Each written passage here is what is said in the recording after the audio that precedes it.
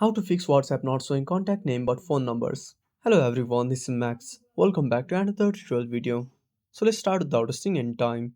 Also make sure to watch this video till the end. So the first method is go back to the home screen.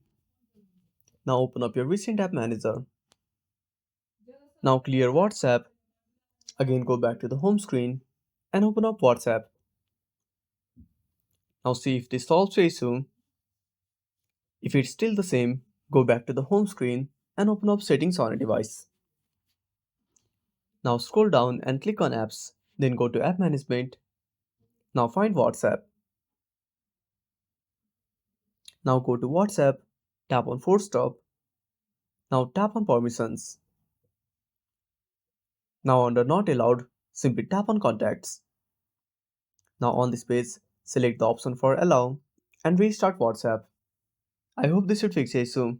So that's it. Thanks for watching. Make sure to subscribe our channel and hit the bell icon. See you in the next video.